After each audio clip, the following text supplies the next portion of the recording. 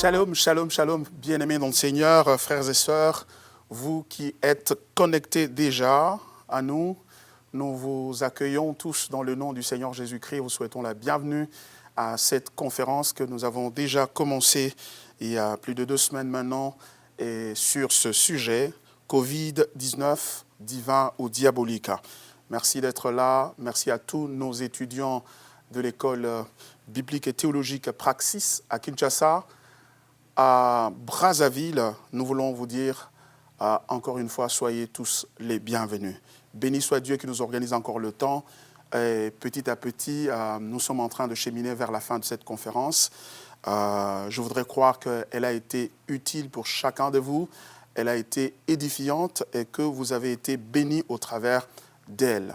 Et aujourd'hui, nous abordons, je crois, l'avant-dernière séance, parce que le samedi prochain, donc ce samedi, nous allons terminer et avec une séance de questions et réponses, mais aussi nous allons parler surtout des perspectives d'avenir pour l'Afrique après le Covid-19. Je vais faire une application particulière sur la situation de l'Afrique, parce que notre ministère est concentré sur l'Afrique et l'Afrique subsaharienne précisément. Nous sommes à Kinshasa, c'est-à-dire en RDC au Congo, et nous sommes aussi en République du Congo, Congo-Brazzaville.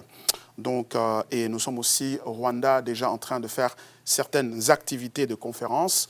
Et notre vision, c'est de nous étendre de plus en plus sur le continent, de manière à exposer les enfants de Dieu et l'Église et même le non-croyant, le non-chrétien à l'évangile de Jésus-Christ.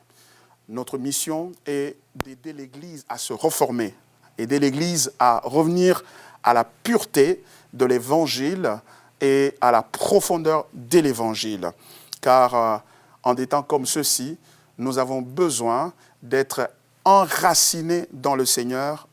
Et être enraciné dans le Seigneur, c'est être enraciné dans l'Évangile.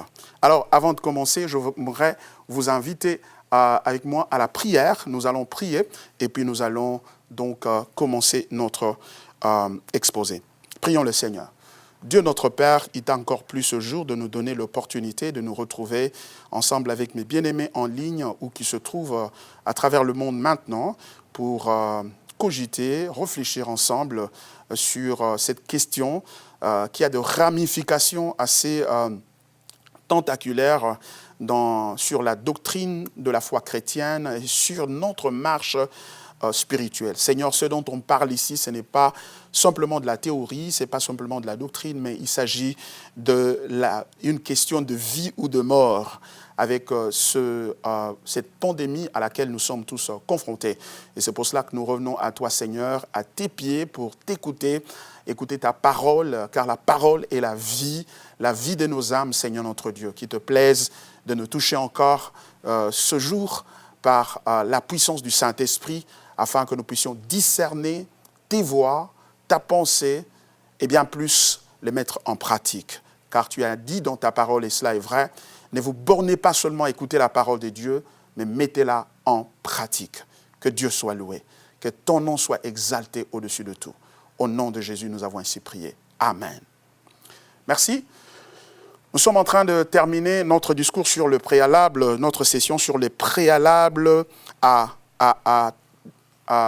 réaliser, ou mieux, de préalables dont il faut tenir compte avant de procéder à la formulation de la réponse à la question qui nous préoccupe dans cette conférence, à savoir Covid-19, divin ou diabolique. Et vous en doutez, aujourd'hui, nous allons donner cette réponse-là.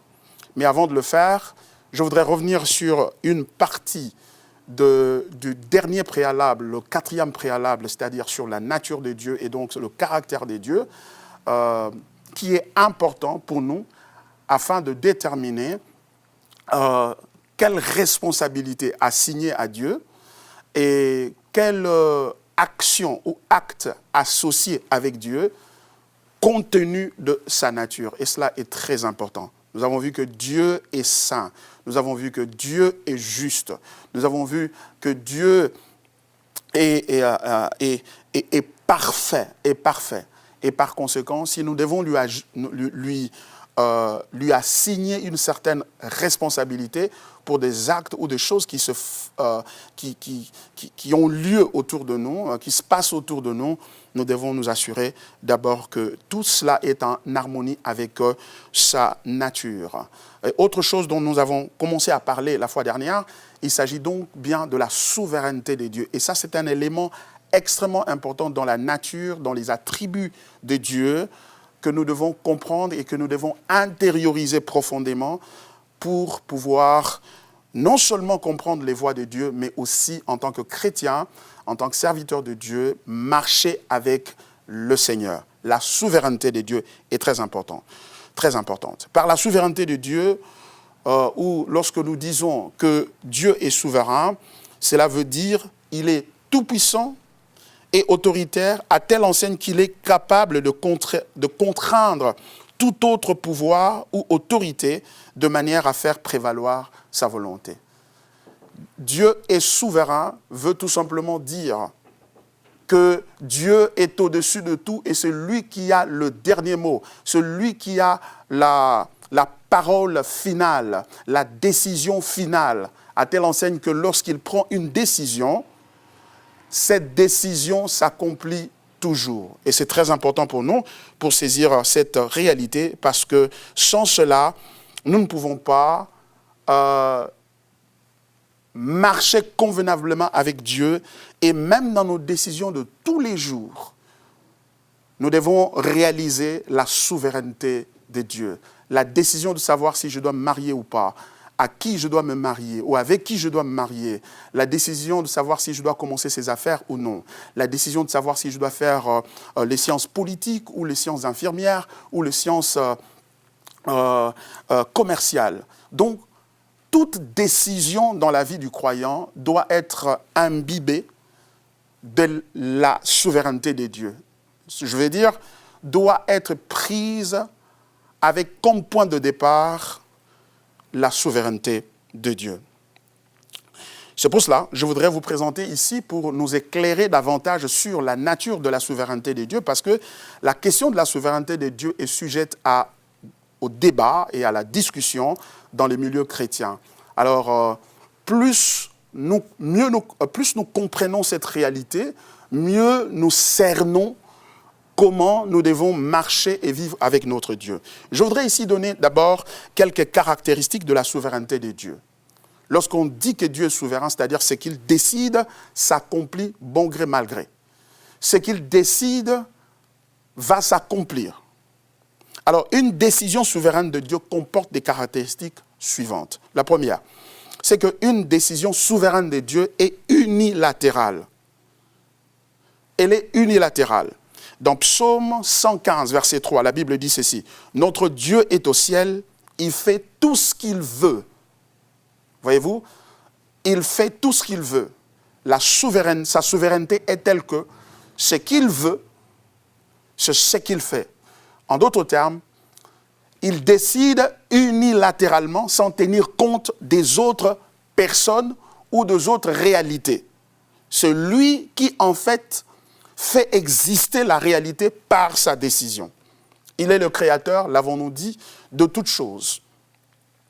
Psaume 135, verset 6, la Bible dit « Tout ce que l'Éternel veut, il le fait, dans les cieux et sur la terre, dans les mers et dans tous les abîmes. » En d'autres termes, tout ce que nous voyons sur la terre, tout ce que nous entendons nous venir des cieux, c'est le produit ou c'est la conséquence de la décision de Dieu, et laquelle décision émerge ou tire son origine de sa pure volonté et du désir de son cœur.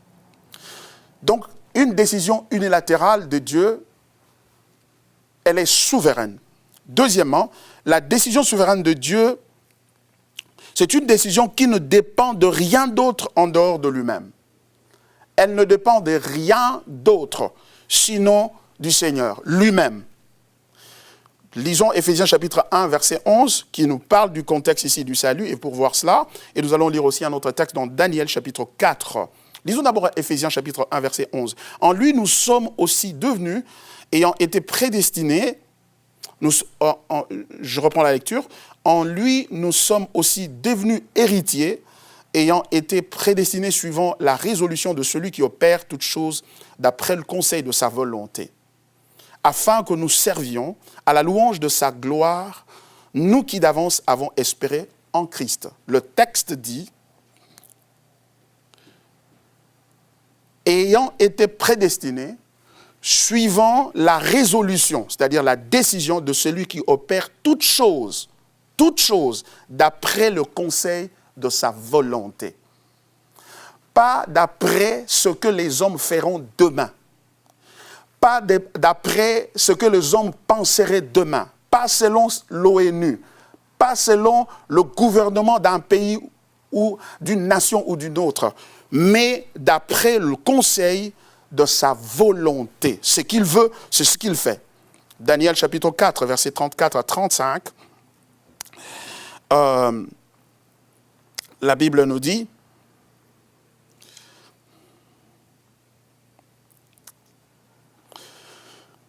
Daniel chapitre 4, excusez-moi,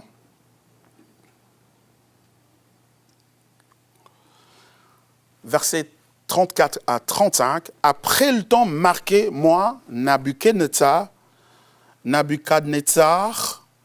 je levai les yeux vers le ciel et la raison me revint. J'ai béni le Très-Haut, j'ai loué et glorifié celui qui vit éternellement, celui dont la domination est une domination éternelle et dont le règne subsiste de génération en génération. Tous les habitants de la terre ne sont à ses yeux que néant. Il agit comme il lui plaît, avec l'armée des cieux et avec les habitants de la terre. Et il n'y a personne qui résiste à sa main et qui lui dise « Que fais-tu » Personne. Il décide selon sa volonté. Et cette description de la souveraineté de Dieu n'est pas limitée seulement à l'Ancien Testament. Certains pourraient dire « Mais pasteur, vous lisez cela seulement les textes de l'Ancien Testament. » Non, nous ne devons pas avoir une vue tronquée de l'Ancien Testament. L'Ancien Testament, c'est la parole de Dieu. Il n'y a pas de Nouveau Testament sans l'Ancien Testament. C'est Dieu-là qui se manifeste dans l'Ancien Testament comme souverain. C'est celui-là aussi qui se manifeste dans le Nouveau Testament comme un Dieu souverain. Et nous allons le voir tout à l'heure. J'ai d'ailleurs lu Éphésiens chapitre 1er qui est dans le Nouveau Testament. Troisième caractéristique de la décision souveraine de Dieu, c'est que c'est une décision qui s'accomplit quel que soit le degré ou l'intensité des obstacles rencontrés. Job chapitre 42 verset 2 dit ceci. Job répondit à l'Éternel et dit, « Je reconnais que tu peux tout et que rien ne s'oppose à tes pensées. Quel est celui qui a la folie d'obscurcir mes desseins ?» Il dit, « Je reconnais que tu peux tout et rien ne peut s'opposer à tes pensées. » C'est ce que Job confesse ici après une expérience difficile, d'épreuves, de douleurs. Enfin, il sort de ce moment de brisement, ce moment d'épreuve, avec une connaissance, avec une vue élevée de la souveraineté de Dieu et donc une vue élevée de Dieu lui-même. Voyez-vous? Et c'est ce que nous sommes en train de dire dans ce séminaire en réfléchissant ensemble, que nous avons une vue très basse, une vue très non biblique de Dieu. La crise de notre chrétienté à l'heure qu'il est, c'est la crise de la perception de Dieu. Et cela est dû à quoi? Cela est dû entre autres au fait que les prédicateurs qui doivent nous exposer Dieu, ils ont décidé ou choisi de nous exposer les choses de Dieu au lieu de nous exposer Dieu lui-même. Et par conséquent, nous avons appris à aimer les choses de Dieu plus que Dieu lui-même. Et comme le diable, c'est lui qui fait obstacle à l'acquisition de choses de Dieu, c'est-à-dire des bénédictions et autres, alors le diable est devenu le point focal de la prédication et de l'enseignement à l'Église. On parle beaucoup des démons, tu dois connaître les diables, tu dois connaître tous les démons. Et il y a des noms même qu'on attribue aux démons, qu'on aurait reçus par révélation, et ainsi de suite. Et on parle très peu de Dieu. Et par conséquent, les enfants de Dieu ont une vue rétrécie de ce qui est Dieu. Cependant, la Bible dit, et c'est le Seigneur qui parle ici dans Jean chapitre 3, 17 verset 3, « Or, la vie éternelle, c'est qu'ils te connaissent, toi, le seul vrai Dieu, et celui que tu as envoyé, à savoir Jésus-Christ. » Donc Jésus est en train de dire que la vie spirituelle, la vie chrétienne, c'est une vie théocentrique et christocentrique. Qu'ils te connaissent, toi, le seul vrai Dieu, et celui que tu as envoyé, à savoir Jésus-Christ. Donc voyez-vous, toute décision de Dieu, quels que soient les obstacles auxquels elle peut se rencontrer, elle peut être confrontée, auxquels elle peut être confrontée, cette décision va s'accomplir à cause de la nature de Dieu qui est derrière sa parole. Il a dit, je suis derrière ma parole pour l'accomplir. Dieu est derrière donc sa parole pour absolument l'accomplir. Et bien aimé dans le Seigneur, et par là, je voudrais extrapoler pour dire quelque chose sur laquelle je vais revenir dans la suite, c'est qu'en réalité, si Dieu a créé, avant de créer les cieux et la terre, Dieu était seul, Père, Fils, Saint-Esprit, un seul Dieu en trois personnes en lui. Et jouissait de lui-même, il était satisfait et il était donc souverain en ce moment-là. Et maintenant, il décide de créer les cieux et la terre pour nous montrer aussi que même si dans ce contexte qu'on appelle la terre ou l'univers, il y a un obstacle ou il y a des obstacles qui s'élèvent contre lui, il reste le même Dieu, hier, aujourd'hui et éternellement, il reste souverain. Et donc, le monde a été créé dans ce sens-là pour révéler la toute suffisance de Dieu et la toute puissance de Dieu, et donc sa souveraineté à décider, quelle que soit l'emprise du mal ou la force de l'opposition qui viennent contre lui. Il accomplit toujours ses desseins. Il a dit, je l'ai conçu, je l'exécuterai. Quatrième caractéristique de la décision de Dieu, c'est une décision souveraine, donc de Dieu, est une décision à laquelle sa réputation et son intégrité sont liées. Son intégrité et sa réputation sont attachées à sa décision. Ça veut donc dire quoi? Ça veut dire que s'il décide quelque chose et la chose ne s'accomplit pas, sa réputation est entachée de sûre et donc de compromission. Son intégrité est compromise. C'est pourquoi j'ai aimé le texte, plutôt, si nous lisons Ésaïe chapitre 42, versets 8 à 9, nous allons voir cela. La Bible dit, « Je suis l'Éternel, c'est là mon nom. Et je ne donnerai pas ma gloire à un autre, ni mon honneur aux idoles. Voici, les premières choses se sont accomplies. Et je vous en annonce des nouvelles. Avant qu'elles n'arrivent, je vous le prédis. » Qu'est-ce qu'il est en train de dire? Il est en train de dire que je vous annonce des choses à l'avance pour que lorsque vous allez voir ces choses-là s'accomplir, vous reconnaissiez mon intégrité, ma réputation, et donc vous reconnaissiez ma souveraineté. Et par conséquent, bien aimé dans le Seigneur, si Dieu annonce quelque chose et la chose ne s'accomplit pas, sa réputation est remise en cause. Son intégrité est remise en cause. C'est pourquoi tous ceux-là qui ont marché avec Dieu, ils se sont tous accordés pour dire que Dieu est fidèle. Il est fidèle à lui-même. Il est fidèle à sa parole. Et sa fidélité est possible à cause de sa souveraineté. C'est pourquoi, mon frère, ma soeur, si Dieu te fait une promesse, tu peux compter sur lui. Tu peux compter sur lui. Les hommes font des promesses. Il y en a qui nous ont fait des promesses et il a suffi seulement que le virus ici arrive. Toutes les décisions ont été changées.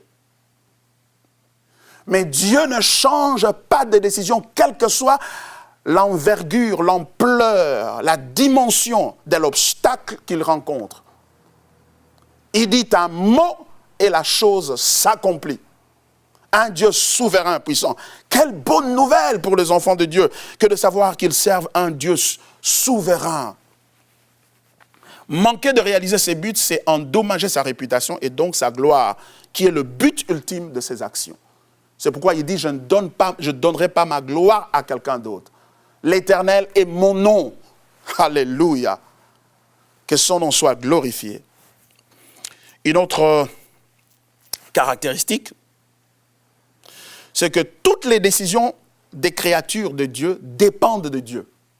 Si Dieu a une telle suprématie dans la décision des affaires dans les cieux et sur la terre, ça veut donc dire que toutes les décisions de ces créatures dépendent de lui.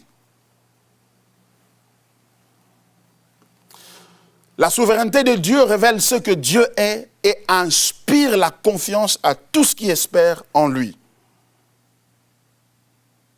C'est à cause de sa souveraineté que Dieu, c'est à cause de la souveraineté de Dieu que le peuple de Dieu peut avoir la foi en lui. Si Dieu n'est pas souverain, il n'y a pas de raison d'avoir la foi en lui. Et donc, il ne peut pas nous appeler à la foi. Il ne peut pas nous inviter à croire en lui. Et si nous ne pouvons pas croire en lui, donc ça veut dire que l'évangile s'effondre. Parce que l'évangile nous apporte un salut par la grâce au moyen de la foi. Or, si Dieu n'est pas souverain,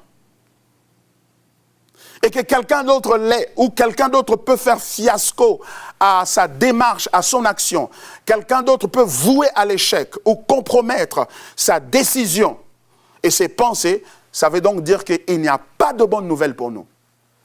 La Bible dit dans Hébreux chapitre 11, verset 6, « Or, sans la foi, il est impossible de lui être agréable, car il faut que celui qui s'approche de Dieu croit qu'il existe et qu'il est le rémunérateur de ceux qui le cherchent. » Voyez-vous? Donc, nous avons besoin de la souveraineté de Dieu, pas une souveraineté négociée, une souveraineté absolue. Absolue, pour que nous puissions avoir foi en lui et donc trouver le salut en lui. La Bible dit dans Luc chapitre 1, verset 36, « Rien n'est impossible à Dieu. » Pour que rien ne soit impossible à Dieu, Dieu doit avoir une volonté telle que lorsque une autre volonté, autre que la sienne, s'élève contre elle, c'est-à-dire contre la volonté de Dieu, la volonté de Dieu triomphe toujours. C'est à cette condition-là que rien ne peut être impossible à Dieu. Parce que si tel n'est pas le cas, alors il y a des choses qui sont impossibles à Dieu. Lorsque la Bible dit dans Romains, chapitre 8, versets 28 à 30, « Toutes choses concourent au bien de ceux qui aiment Dieu, de ceux qui sont appelés selon son dessein. Car ceux qu'il a connus d'avance, il les a aussi prédestinés à être semblables à l'image de son Fils, afin que son Fils fût le premier-né entre plusieurs frères. Et ceux qu'il a prédestinés, il les a appelés. Ceux qu'il a appelés, il les a justifiés. Et ceux qu'il a justifiés, il les a glorifiés. Toutes choses concourent au bien de ceux qui aiment Dieu. Pour que cela soit vrai, il y a deux conditions. La première, c'est que Dieu doit être absolument souverain, absolument. Pour que, même lorsque le mal arrive à ses enfants, à ceux-là qui aiment Dieu, Dieu est capable de rendre ce mal-là contribuer à leur bien, parce qu'il est un Dieu souverain. Et de deux, la deuxième condition est la suivante. Pour que cette vérité, pour que cette parole soit vraie, il faut absolument que toute décision qui s'élève contre nous et contre donc ultimement ce que Dieu veut pour nous, parce qu'il veut le bonheur pour nous, il veut la justice pour nous, il veut la paix pour nous, il veut la joie pour nous, pour que toute autre décision qui se lèverait contre la décision de Dieu, cette décision-là doit être soumise à l'autorité de Dieu. Ça veut donc dire quoi? Ça veut dire que pour que toute chose concourt au bien de ceux qui aiment Dieu, il faut que le diable, avant de faire quoi que ce soit, qui va à l'encontre de ce que Dieu veut pour nous, demande la permission à Dieu et que Dieu la lui accorde. Et s'il ne la lui accorde pas, cela ne va pas arriver parce que Dieu se serait rendu compte que cette chose-là ne concourrait pas à notre bien. Et c'est pour cela qu'il stopperait le diable pour l'empêcher de permettre à ce que la chose-là puisse nous arriver. Et il en est de même des hommes. Les hommes ne peuvent pas nous heurter, y compris les sorciers et les occultistes, y compris le soi-disant antichrist qui est en train de venir avec son nouvel ordre mondial.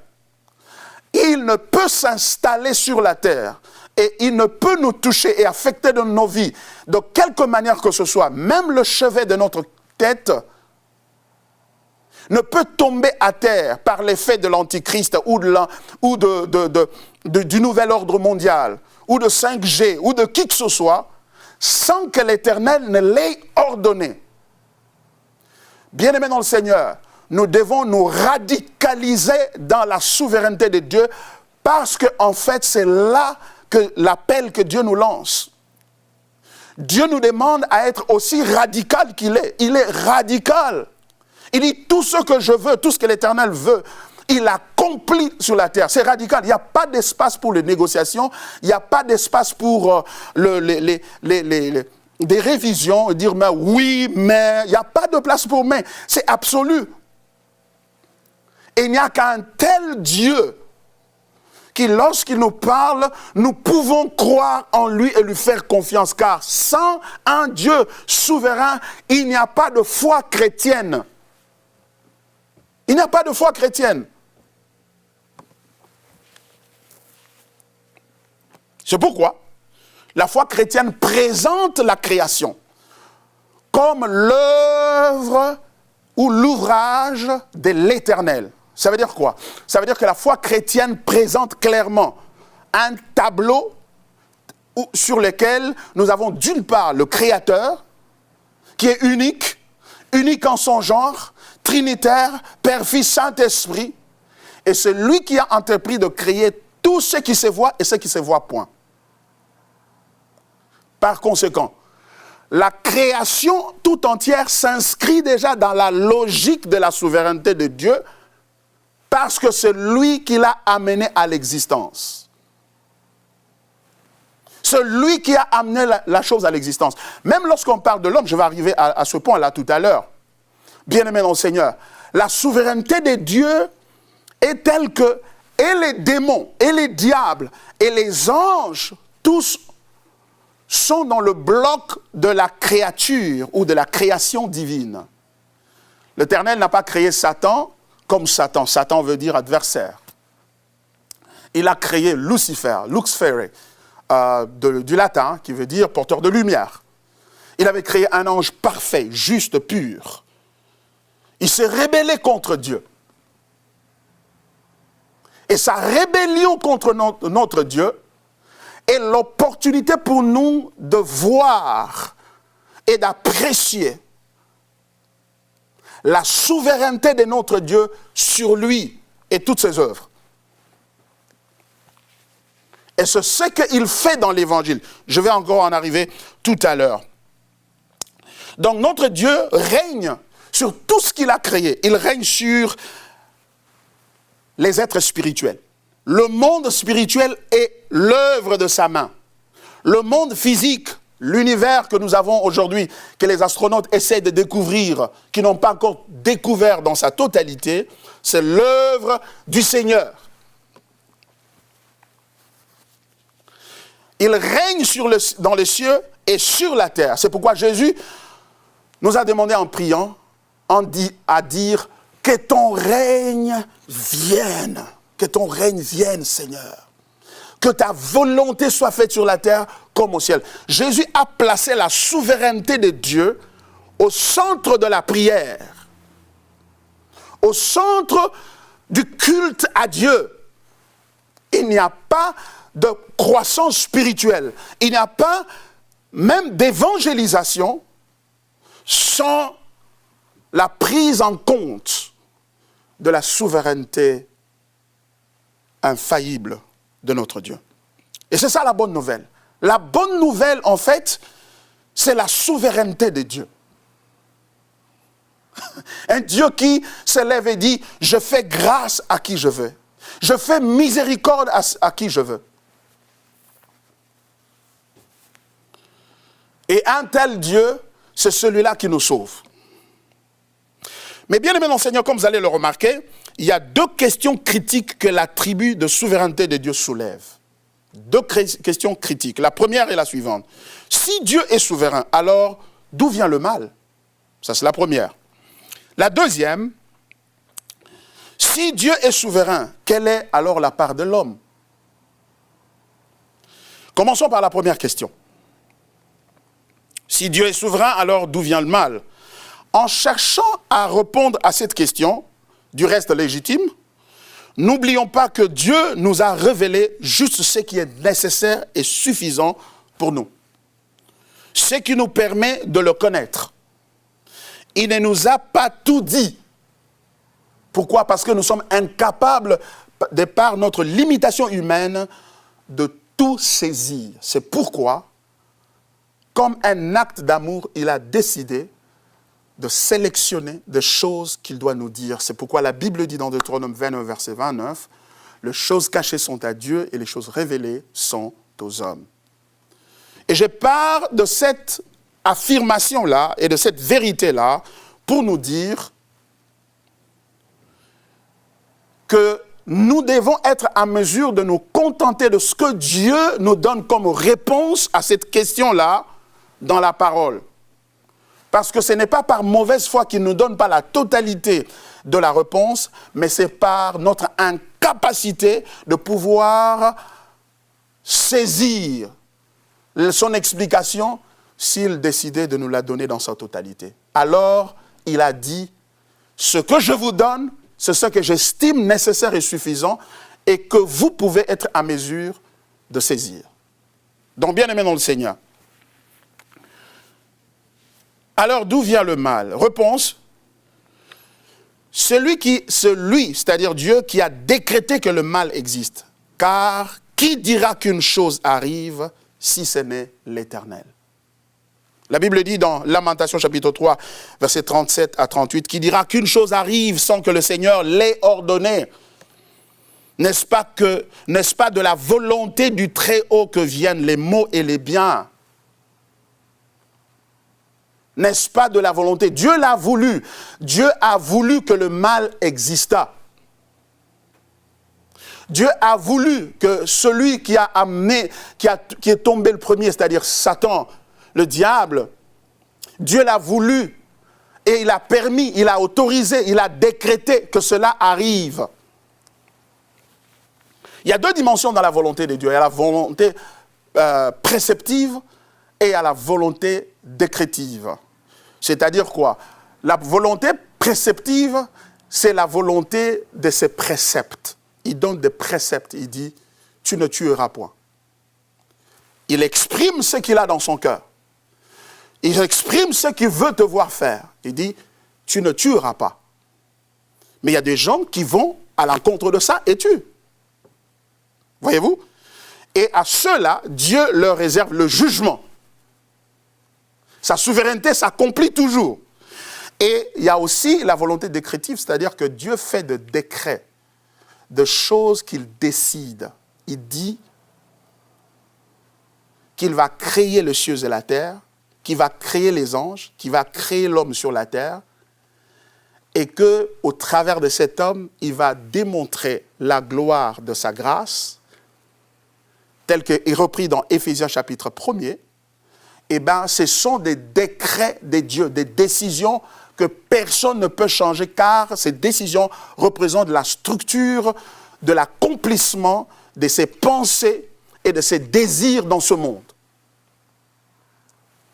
Et donc, dans le but d'accomplir son but ultime dont on avait parlé la fois dernière, la glorification de sa personne, la gloire de son nom. Pour des raisons de glorification de lui-même, il a jugé bon, selon son bon plaisir, à autoriser que le mal existe, que le diable chute et que un tiers des anges qui étaient avec lui puissent suivre Satan, l'ennemi de Dieu, dans sa rébellion. Parce qu'il voulait, il le dit dans les Écritures, parce qu'il voulait manifester la gloire de sa grâce. La gloire de sa grâce. C'est-à-dire qu'il y a une dimension en Dieu qui s'appelle grâce, un caractère, une nature en Dieu qui s'appelle grâce, mais qui peut être visible que dans un contexte où le démérite existe. Grâce, c'est quoi? Grâce, ça veut dire faveur imméritée.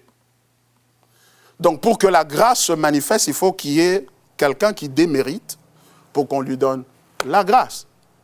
Parce que si tout le monde mérite, il n'y a pas manifestation de la grâce. C'est ce qu'il dit dans Éphésiens chapitre, je vais lire le texte encore, je l'ai lu plusieurs fois, mais je vais le lire encore. Éphésiens chapitre 1er, voilà ce que la Bible dit. À partir du verset 3, « Béni soit Dieu, le Père de notre Seigneur Jésus-Christ, qui nous a bénis de toutes sortes de bénédictions spirituelles dans les lieux célestes en Christ. En lui, Dieu nous a élus avant la fondation du monde pour que nous soyons saints et irrépréhensibles devant lui. Avant la fondation du monde, nous ayant prédestinés dans son amour à être ses enfants d'adoption par Jésus-Christ, selon le bon plaisir de sa volonté. » Selon le bon plaisir de sa volonté.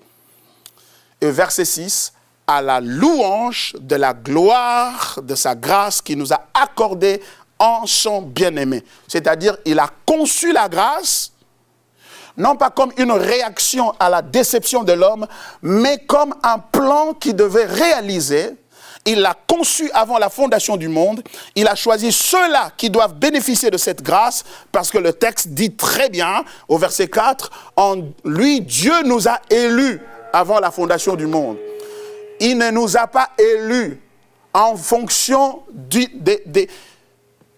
connaissance future de nos biens ou de nos bons actes, de nos bons comportements, qui verraient que nous allons mériter cela et nous allons librement nous tourner vers lui. Non. Il nous a choisis selon le bon plaisir de sa volonté.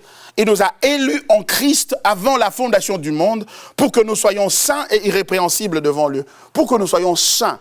Ça veut dire que si il nous a élus avant la fondation du monde, pour que nous soyons saints, c'est-à-dire qu'il entrevoyait un monde dans lequel l'iniquité ou le mal existerait, pour qu'on puisse parler de nous appeler à être saints et irrépréhensibles. Vous voyez la logique ici? Donc, la prévision d'un salut par la grâce exige l'introduction du mal. Et c'est pour cela que Dieu, dans sa souveraineté, il a décidé que le mal arrive et entre dans le monde. Et permettre au mal d'entrer dans le monde ne veut pas dire que Dieu est responsable du mal. C'est pourquoi nous avons passé le temps avec ces préalables pour montrer que c'est un Dieu saint, c'est un Dieu juste. Et toute cette démarche était importante pour nous, pour que nous puissions arriver à ce point et réaliser qu'en fait, c'est Dieu qui, dans sa souveraineté, a permis que le mal arrive. Et il a permis pour quel but? Pour son but, pour la réalisation de son but ultime, qui est la glorification de son nom. Et cette glorification se passe par la manifestation de la grâce. Et laquelle grâce nous arrive ou se manifeste par une démonstration de la sagesse incommensurable de Dieu. C'est pourquoi Dieu a voulu révéler aux autorités, aux principautés, par l'Église, sa sagesse infiniment variée. Variée telle que cette sagesse peut se manifester dans la perfection de la pureté, Mais lorsque le mal aussi entre, cette sagesse est illimitée et elle peut se manifester également et accomplir la volonté de Dieu. Et c'est pour cela que, bien-aimés dans le Seigneur, nous voyons Christ s'est manifesté au travers de la croix. Au travers de la croix. Avant la création, Dieu vivait dans un monde, son monde à lui, où c'était un monde parfait. Le Père, le Fils et le Saint-Esprit, jouissant de l'un et de l'autre dans une communion glorieuse et satisfaisante, qui n'avait besoin de rien et de personne. Dans cette communion, il était souverain.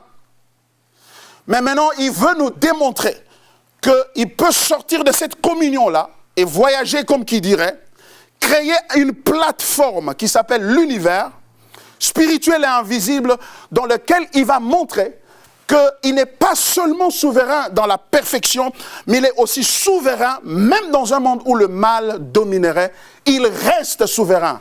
Oh, quelle bonne nouvelle cela nous donne, bien-aimés dans le Seigneur, de savoir que notre Dieu est souverain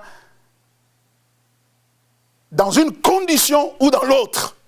Si les choses sont bonnes, il est souverain. Si les choses deviennent mauvaises, difficiles, impossibles, intenables, il y a une forte opposition, il reste souverain.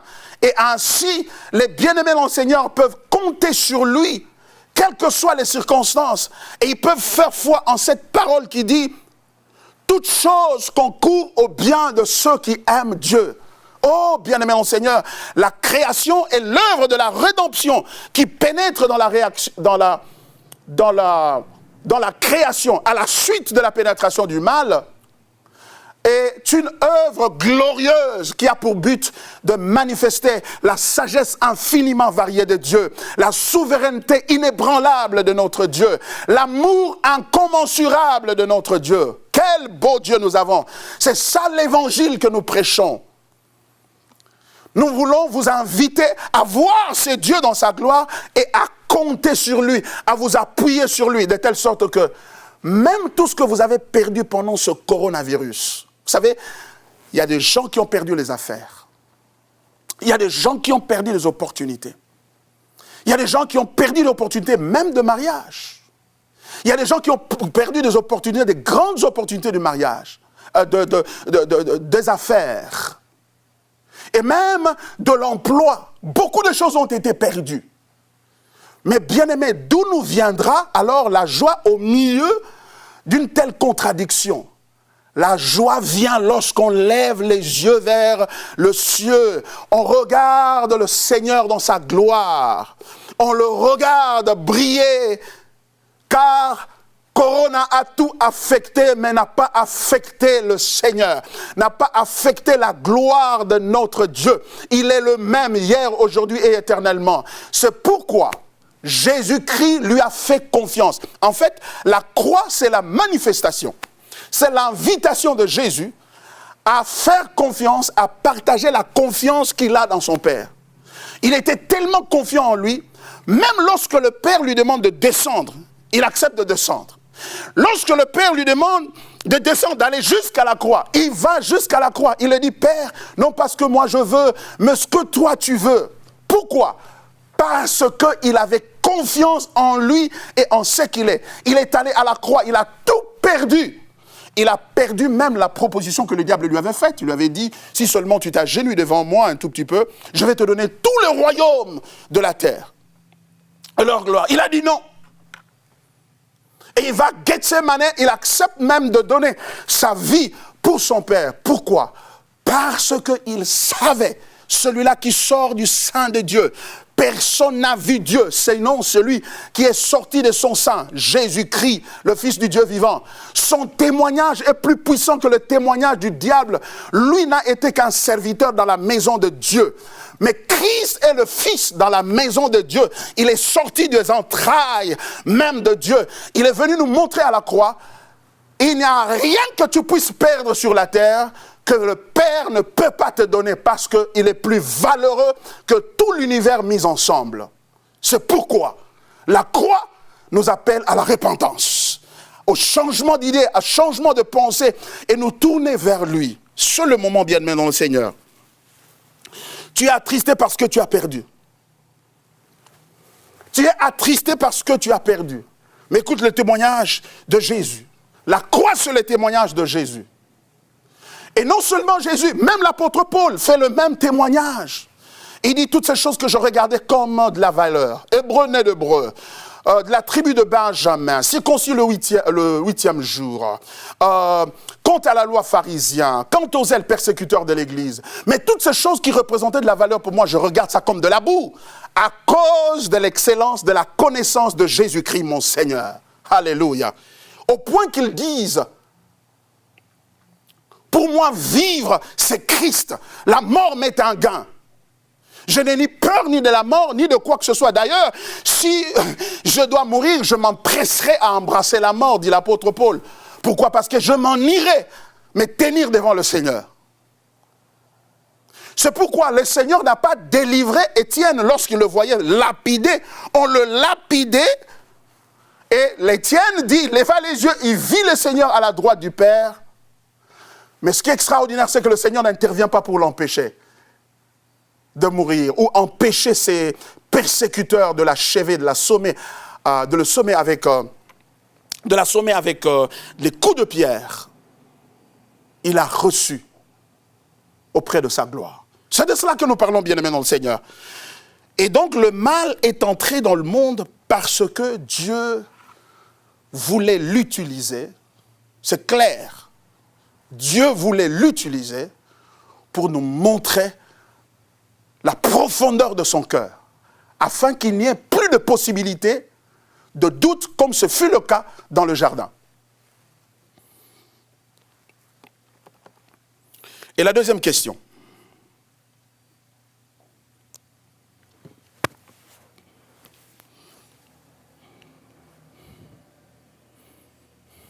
Avant d'aller à la deuxième question, laisse-moi insister sur un aspect dont je me suis rappelé ici. La chute de Satan est un événement autorisé ou décrété par Dieu. Cependant, Satan est responsable de son péché et de ses conséquences. Dieu permet le mal, mais Satan est responsable. Celui qui fait le mal est responsable de son mal. Quand vous lisez Ésaïe chapitre 10, vous voyez encore là Dieu en train de parler au roi Cyrus, le roi de la Syrie, que Dieu est en train d'instrumentaliser ici, qu'il appelle l'instrument de sa colère. L'instrument de sa fureur, pour punir Israël qui s'est détourné des voies de Dieu, qui a versé dans l'idolâtrie. Après plusieurs appels à la repentance, Israël n'a pas écouté. Dieu suscite cet homme, le roi Cyrus, et la Bible l'appelle même le oint de Dieu. Dieu l'utilise pour corriger Israël. Mais après l'avoir corrigé, après l'avoir utilisé, voulais-je dire, Dieu le juge pour son péché, pour avoir maltraité Israël. Chacun répondra de ses actes. Dieu permet les choses, mais celui qui commet le mal, il le commet avec des conséquences qui vont venir. Dans Ésaïe chapitre 53, verset 10, la Bible dit « Il a plu à l'Éternel de le briser par la souffrance. Après avoir livré sa vie en sacrifice pour le péché, il verra une postérité et prolongera ses jours. Et l'œuvre de l'Éternel prospérera entre ses mains. À cause du travail de son âme, il rassasiera ses regards. Par sa connaissance, mon serviteur juste justifiera beaucoup d'hommes. Et il se chargera de leurs iniquités. » Mais il a plu à l'Éternel, qui a permis, qui a décrété de le briser. En d'autres termes, Dieu était ultimement celui qui a brisé Christ à la croix. Mais lisons Actes chapitre 4, versets 27 à 28, pour en avoir encore la conviction et le cœur net. Ça, c'est le Nouveau Testament. En effet, contre ton saint serviteur Jésus, que tu as oint, Hérode et Ponce Pilate se sont ligués dans cette ville avec les peuples d'Israël pour faire tout ce que ta main et ton conseil avaient arrêté d'avance. Dieu avait arrêté d'avance, avant la création du monde, que Jésus va être crucifié.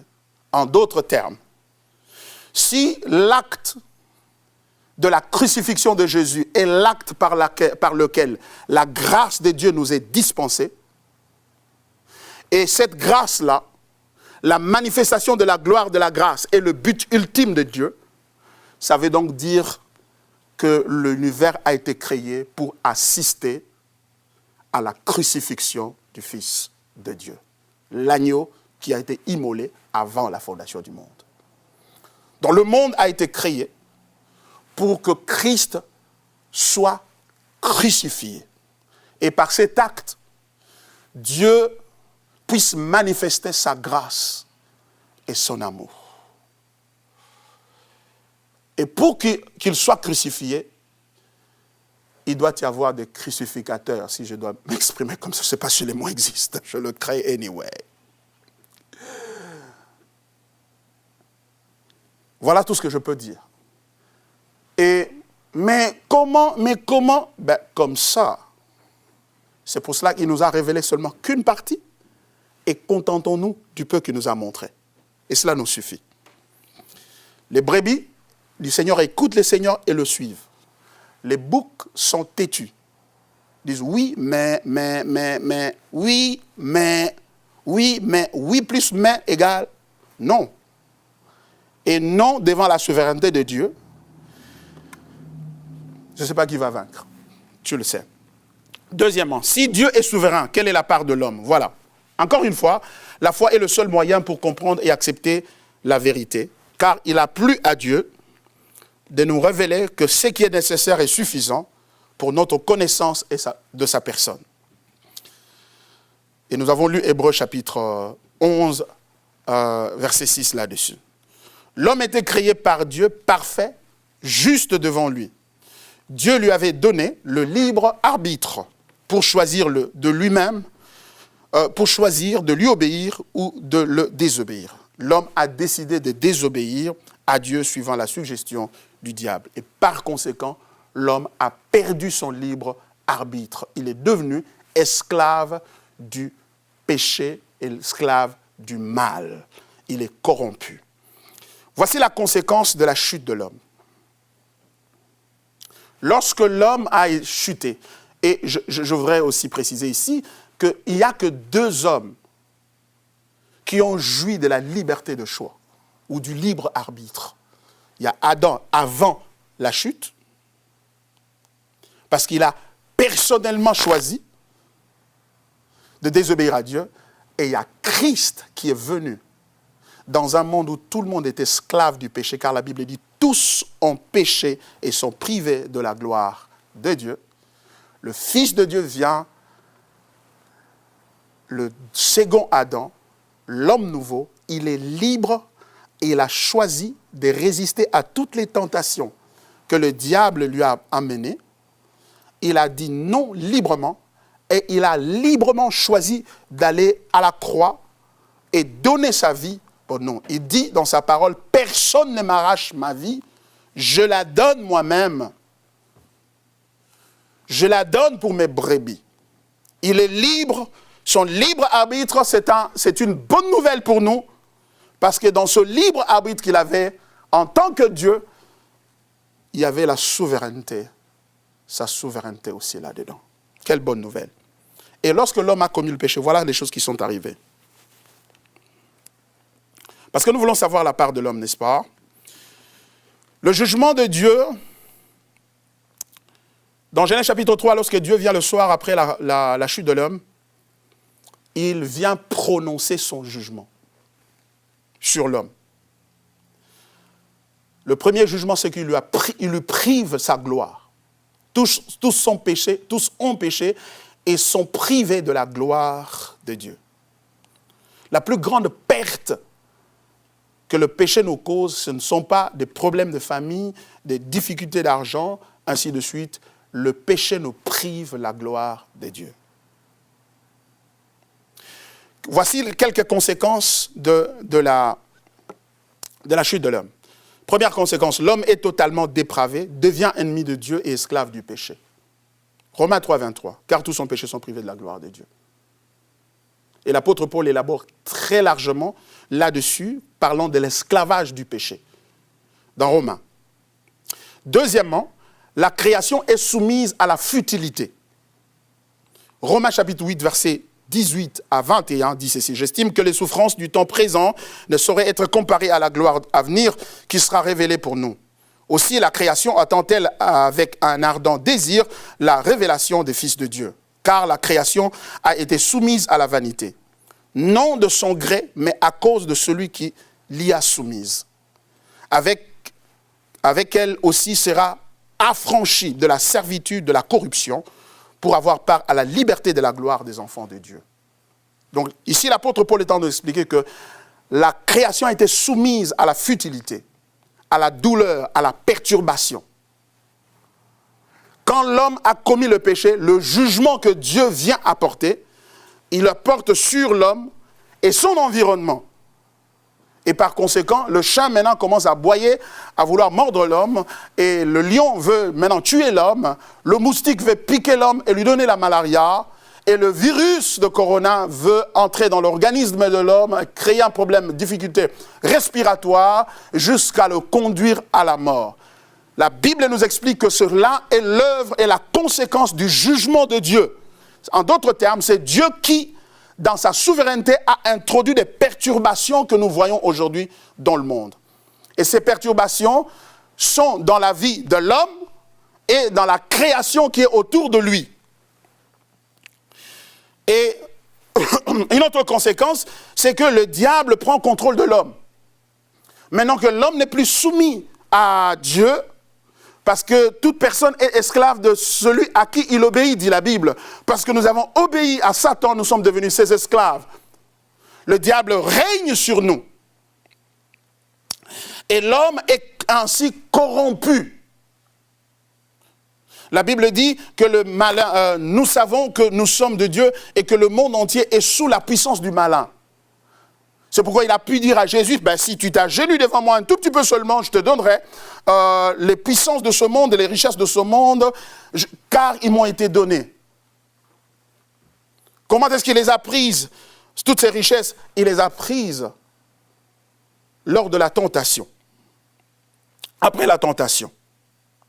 Donc, bien-aimés dans le Seigneur, nous devons réaliser une chose. C'est ce que je suis en train de vouloir. Là, je suis en train d'atterrir et je voudrais que vous puissiez voir ce que je suis en train de vouloir dire. C'est que lorsque l'homme a commis le péché, il a perturbé l'ordre de Dieu. Et dans cette perturbation, l'homme est devenu méchant. La création autour de lui a été perturbée. Le diable a pris le dessus. Je reprends. Ce que je veux dire par là, voici le corollaire ou la conséquence de ce que je suis en train d'affirmer sur base des Écritures ici. Le corollaire, c'est que, à cause du péché de l'homme, l'homme peut faire désormais le mal sans le diable. L'homme est esclave du péché, il est corrompu, il est totalement dépravé à telle enseigne qu'il peut nuire sans que le diable ne soit celui qui le pousse à le faire. Il peut faire le mal indépendamment du diable. La Bible dit, le cœur de l'homme est tortueux par-dessus tout. Qui peut le connaître? Ça, c'est un. De deux, la création est perturbée de telle sorte que même le chat, même le concret là, les bactéries, le virus qui était créé par Dieu pour une bonne cause, pour la gloire de Dieu, pour notre bénédiction, pour notre jouissance, à cause de notre rébellion contre Dieu, toutes ces choses ont été déréglées, ont été soumises à la futilité. Et la création attend aussi la révélation du Fils de Dieu pour être libérée de cette futilité ou de cette oppression sous laquelle il se trouve par le fait du jugement de Dieu. Mais dans l'entretemps, la création peut aussi nuire à l'homme sans que le diable ne l'utilise. Et le diable, puisque lui c'est l'instigateur de tout ceci, il devient maintenant le patron du monde dans lequel l'homme vit et là où Dieu l'a placé. C'est pourquoi nous voyons que le virus peut devenir tellement virulent et et donc tuer l'homme. Un petit truc.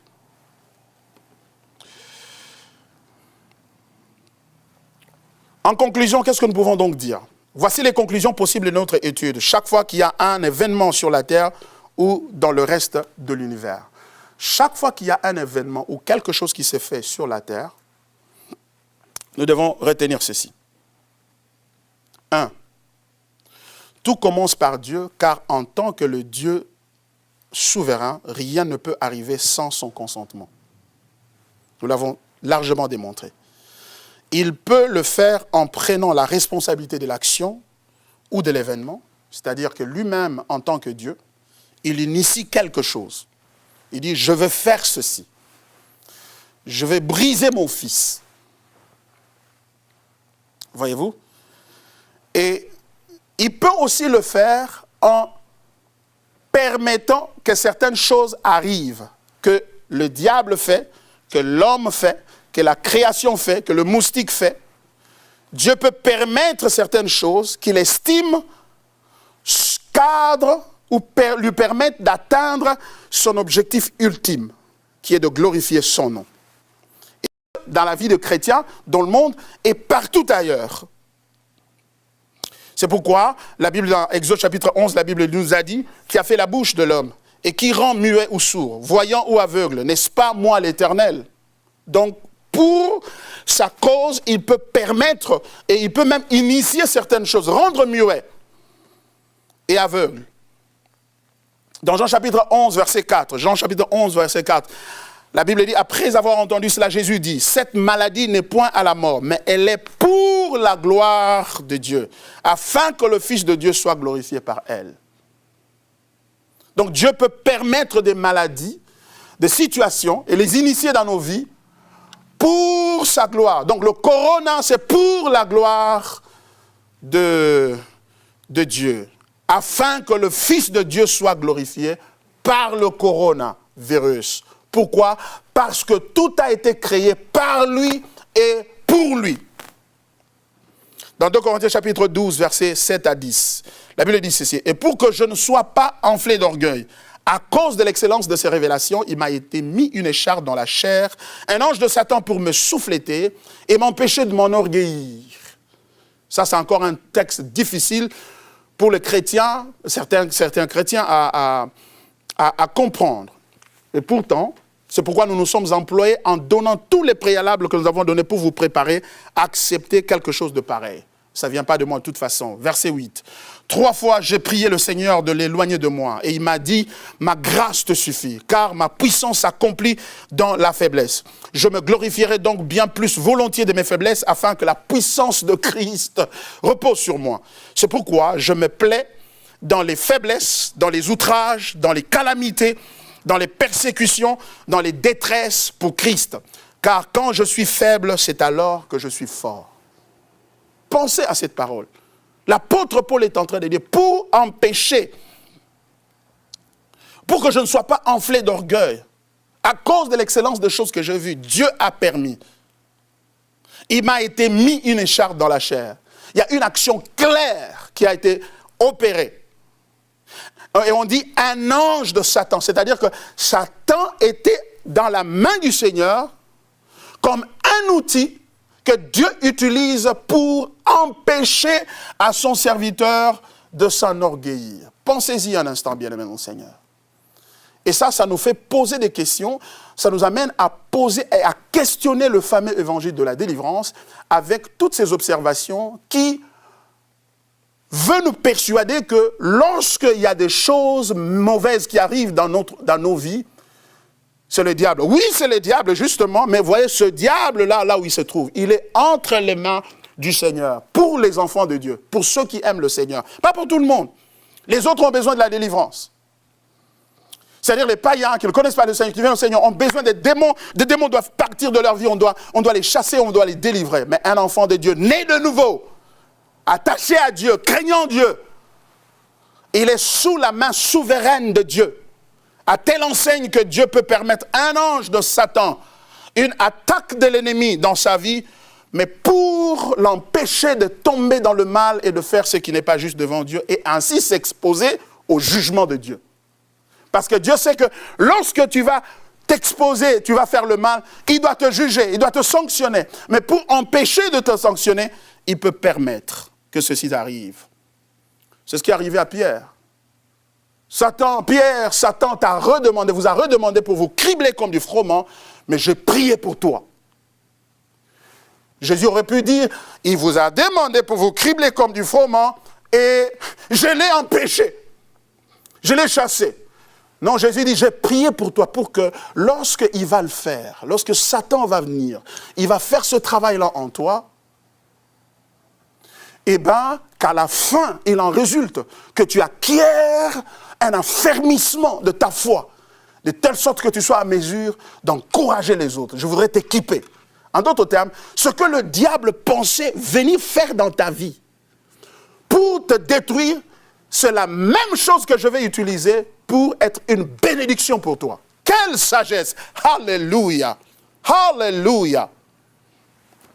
Quelle sagesse! Et il n'y a qu'une seule chose qui peut nous protéger contre la nuisance du diable, c'est cette souveraineté de Dieu. Sa souveraineté, bien-aimé mon Seigneur. C'est pourquoi je suis ici pour vous fortifier. Tu as un enfant qui est handicapé, tu l'as amené par tous les prophètes, personne n'a l'a guéri. Un enfant qui est autistique, qui a l'autisme, on vous a dit que c'est les liens de famille, ceci, cela. Non, bien-aimé, la Bible dit, il n'y a maintenant donc aucune condamnation pour ceux qui sont en Jésus-Christ. Aucune condamnation. Et donc, par conséquent, c'est l'œuvre de Dieu qui fait tout. Oh, ses disciples, ce jour-là, ont posé la question, il failli faire la cure d'âme à cet homme-là qui était aveugle. Il dit, mais celui-ci, mais ce sont ses parents qui ont péché. Ou Jésus a dit, non. Ce n'est ni ses parents, ni qui que ce soit. Ça, c'est pour ma gloire, afin que la gloire de l'Éternel se manifeste. Tu es stérile, tu n'as pas d'enfant, tu as tout fait, tu as prié, tu as fait des sémences extraordinaires, tu as sémé même la télévision. Tu as tout fait, mais il n'y a pas toujours de solution. Qu'est-ce qu'il faut faire? Lève tes yeux, dis Seigneur, j'accepte ta souveraineté sur ma vie et apprends-moi à me réjouir au travers de cette situation. Car c'est lorsque tu es faible que tu es fort.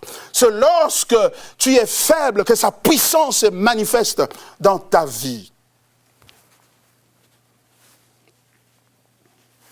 Il nous faut une autre perception de la réalité et des souffrances dans nos vies pour savoir comment marcher dans la foi. Car ce qui va te détruire, Dieu s'en est occupé déjà.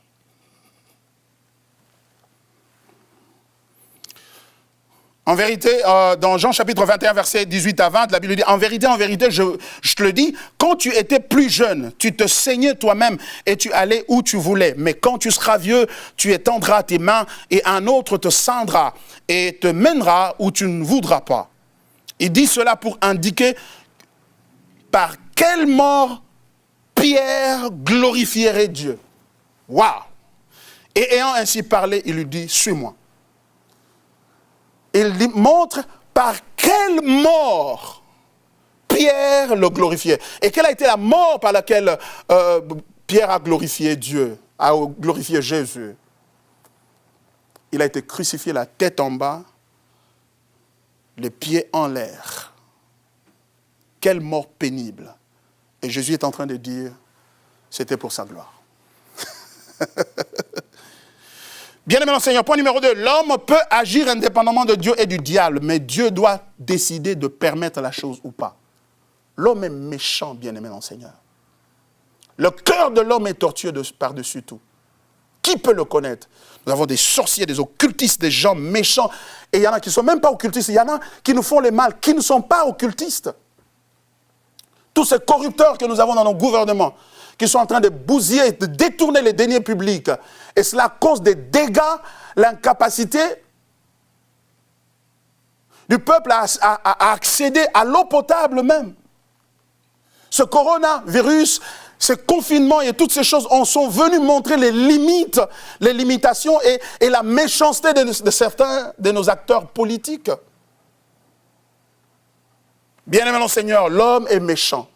Nous apprenons que ce virus a été concocté, fabriqué dans un laboratoire en Chine. C'est très possible. Les hommes sont méchants, bien-aimés dans le Seigneur. On nous parle des vaccins et qu'il y aurait possibilité d'injecter quelque chose au travers du vaccin à tous ceux qui recevraient ce vaccin pour nuire, pour contrôler l'Afrique, par exemple. C'est possible. L'homme est méchant, mais bien aimé, la bonne nouvelle, c'est la souveraineté de Dieu. La souveraineté de Dieu est que, nous le voyons dans l'histoire de Caïn. Vous savez, Caïn, dans Genèse chapitre 3, on voit, Adam et Ève sont tentés, on voit clairement le diable là. Et au chapitre 4, Caïn tue son frère, on ne voit pas le diable. Le diable n'est pas cité, il n'est pas mentionné. Parce que Dieu voulait nous exposer à la méchanceté du cœur de l'homme. Et c'est une réalité. Cependant, rien ne peut arriver si ce n'est par autorisation du Seigneur. Troisièmement, l'homme peut agir de connivence avec le diable, mais Dieu doit donner son dernier mot. Le diable entra en Judas, dit la Bible. Mais c'est parce que Dieu a donné son autorisation. Jésus a dit, Père, tout cela que tu m'as donné, je les ai gardés, à l'exception du fils de perdition. Vous voyez? Donc, parce qu'il était destiné à cela. Et le diable entra en lui et il trahit le Seigneur. Il y a des hommes et des femmes qui travaillent avec le diable, ça c'est une réalité. Mais au-dessus d'eux, il y a la souveraineté de Dieu. Et la souveraineté de Dieu sur la vie des enfants de Dieu est telle que Dieu contrôle toute la vie des enfants de Dieu et que personne ne peut les nuire au-delà de ce que lui peut permettre. Quelle bonne nouvelle.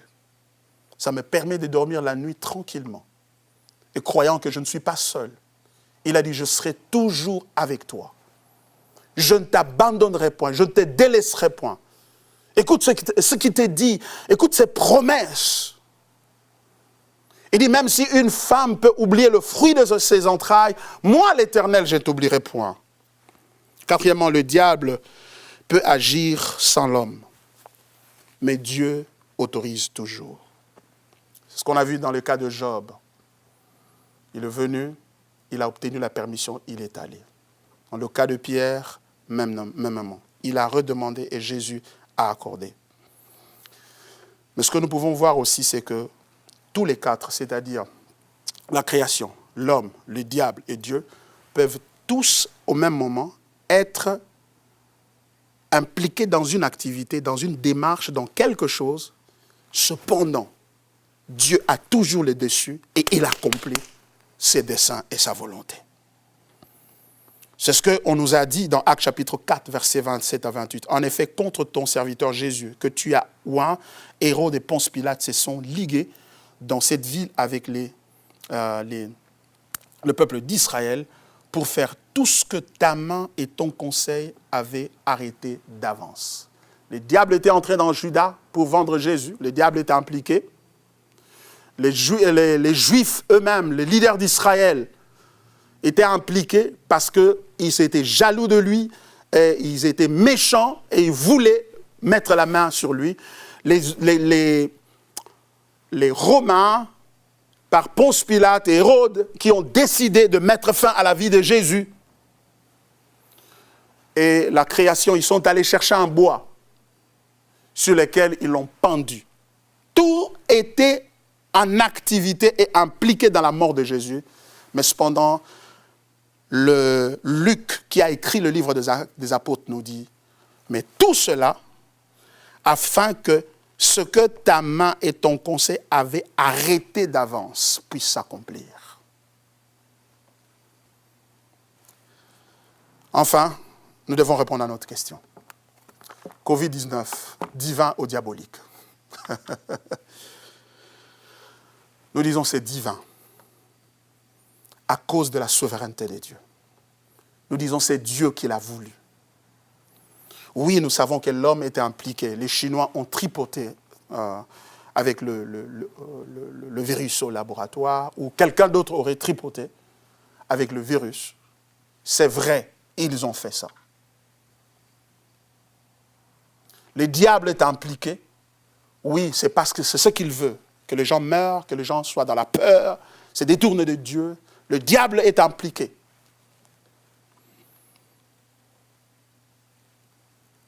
Le virus lui-même est impliqué parce que ce n'est pas le diable qui va dans le corps des gens. C'est le virus lui-même, il est impliqué.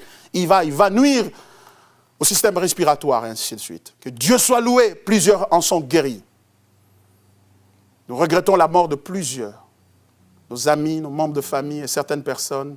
L'humanité a été secouée comme on ne l'a jamais vu avant dans notre génération. Mais tout cela sous la main divine, sous le contrôle de Dieu. Et pourquoi il le fait? Il le fait pour sa gloire. Et la gloire, le sommet de sa gloire, c'est la révélation de Christ. Il le fait pour Christ, pour que Christ soit vu et que Christ soit recherché, Christ soit exalté. Nous apprenons que les maisons d'édition sont bondées aujourd'hui de commandes. Plusieurs personnes demandent des Bibles. Beaucoup de gens ont senti la brièveté, la fragilité de la vie en train de se tourner vers Dieu et vers Christ. Les églises sont secouées par cet événement et on réalise qu'on a prêché un mauvais message. Pasteur Yvan Castanou a dit, l'église que nous avons bâtie n'est pas l'église que Christ nous a demandé de bâtir. Et avec quoi on a bâti cette église? Avec un mauvais message. Il est vrai, on a dit, non, ce n'est pas le message, ce sont les gens. Non, c'est le message que nous avons apporté, qui a dérapé les gens, qui leur a appris à aimer le monde plus que le Seigneur lui-même. Et finalement, ils n'ont plus de repères en face de cette réalité.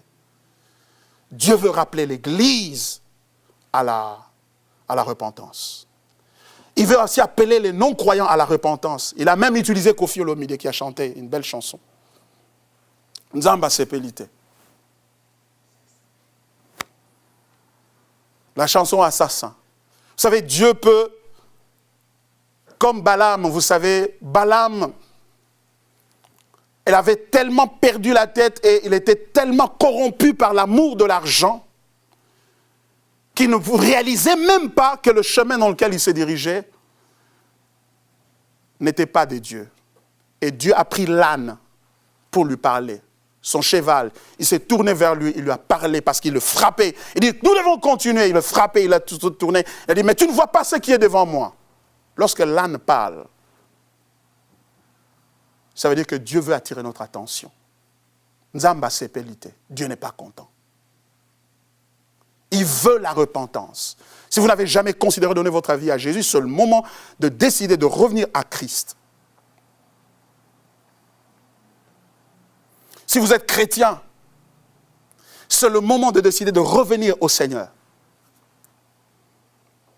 Bien-aimés dans le Seigneur, mes frères africains sont en train de s'agiter, de dire, voilà, les vaccins vont venir, vont nous tuer, voilà, le nouvel ordre du mondial, le 5G, et ainsi de suite. Ce coronavirus est venu pour que nous puissions aussi, en tant qu'Africains, réaliser la responsabilité qui est la nôtre. Le samedi, lors de nos questions et réponses, je vais parler des perspectives d'avenir pour l'Afrique après le coronavirus. Quelles sont les leçons qu'il faut tirer à partir de cette réalité? Bien-aimés dans le Seigneur, c'est Dieu qui est en train de nous parler au travers de ces virus, au travers de cette réalité. Nous devons nous ajuster. Qu'est-ce qu'il faut faire?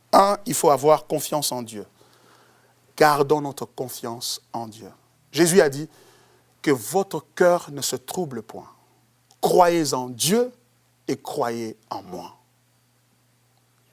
Que ton cœur ne se trouble point. Ne laisse pas la peur t'envahir. Crois au Seigneur. Fais ce que tu dois faire. Protège-toi, lave-toi les mains, touche dans ton coude, distanciation sociale, et toutes ces précautions sont importantes, il faut les prendre. parce que le virus est vraiment virulent. Protéger les autres et l'humanité.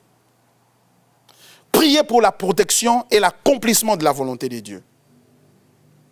Et mobilisons les efforts pour protéger nos nations. Certes, il y a un agenda caché derrière toutes ces choses, d'un gouvernement qui est en train, d'un ordre mondial qui est en train de se mettre en place. En réalité, cet ordre-là existe déjà. La Bible dit le monde entier gît sous la puissance du malin. Le samedi prochain, je vais donner encore des détails là-dessus, mais qu'il suffise aujourd'hui, en conclusion, de dire que nous avons passé du temps à réfléchir à la lumière des Écritures et la réponse à notre question est: cette maladie vient du Seigneur afin d'accomplir ses desseins. Mais en même temps, et les hommes et les diables font ce qu'ils font. Je vais vous laisser avec une parole. C'est la parole de Joseph. Quand ses frères sont venus le voir, dans Genèse chapitre 50, verset 20.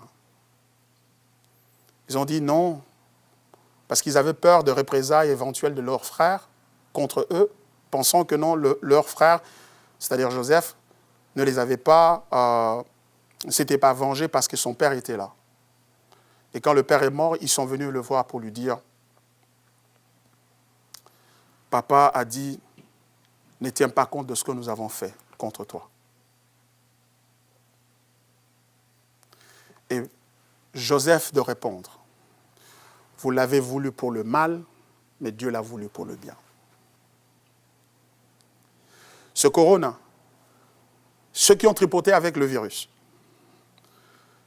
ceux qui ont craché sur leurs mains et ont touché les poignets et ont touché le gobelet ou nous ont salués dans l'intention de nous communiquer la maladie, ils ont agi avec mauvaise intention. Mais Dieu qui est souverain, qui fait tout ce qu'il veut dans le ciel et sur la terre, il l'a voulu pour notre bien. Nous pouvons ne pas tout comprendre maintenant, nous le comprendrons plus tard, alors faisons-lui confiance. Retournons à lui et investissons notre confiance en lui, c'est-à-dire en Christ. Et le Christ dont nous parlons, c'est celui qui est crucifié et ressuscité d'entre les morts. Nous devons être théocentriques, christocentriques. Mais comment on saura qu'on est christocentrique? Lorsqu'on est crucicentrique, c'est-à-dire centré sur la croix. Que le Seigneur vous bénisse. Incluons dans la prière.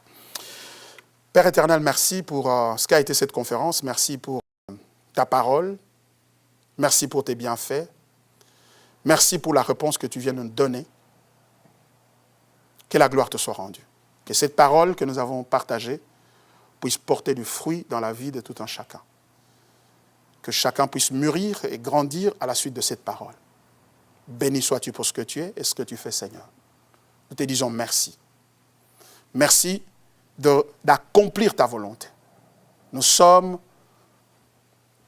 soumis à toi. Que ta volonté soit faite et que ton règne vienne. Encore une fois de plus, nous sentons le besoin du vrai Seigneur. C'est toi le Seigneur. Viens. Le coronavirus a montré les limitations des hommes, de nos gouvernements et de tous ceux-là qui nous entourent. Et ça crée en nous le désir de te voir dans ta gloire. Viens, Seigneur, et règne sur nous. Nous avons besoin de toi. Que la gloire te soit rendue. Au nom de Jésus. Amen. Que le Seigneur vous bénisse. Merci infiniment. Merci pour votre patience. J'ai tiré les choses en longueur aujourd'hui. J'en suis reconnaissant. Veuillez m'en excuser. Mais je tenais à tout prix de terminer cette matière. Comme je l'avais dit, c'était une conférence de réflexion. On devait absolument réfléchir au lieu de dire ces choses sans passer par la parole. Je suis sûr que vous avez appris beaucoup et que maintenant vous allez appliquer cela dans votre vie personnelle et dans d'autres domaines de votre vie. Le samedi, ce sera la fin. Nous voulons recevoir vos questions. Écrivez-nous par WhatsApp ou par email. La bande passante au bas de l'écran comporte nos adresses. Please, utilisez-les pour nous envoyer des questions. Et nous allons passer en revue à ces questions et y répondre. Mais bien plus que cela, nous allons parler des perspectives d'avenir pour l'Afrique après le coronavirus. Nous ne voulons pas être pressés à aller au ciel. Nous sommes encore sur la terre. Alors, comment l'Afrique devra-t-elle se comporter et les Africains? Ça commence toujours par toi et moi. Comment devons-nous nous comporter devant cette réalité et les défis qui sont les nôtres? L'Église doit se lever. L'Église doit jouer une grande responsabilité. Et c'est ce que je vais passer du temps à démontrer le samedi. À la même heure, 19h, heure de Kinshasa et heure de Brazzaville. Si vous ne l'avez pas encore fait, please, cliquez sur en bas pour souscrire, vous abonner à notre chaîne YouTube et partager cette vidéo. Et puis, aimez aussi notre page Facebook. Que le Seigneur vous bénisse. C'était un plaisir de vous servir tous. Bye bye.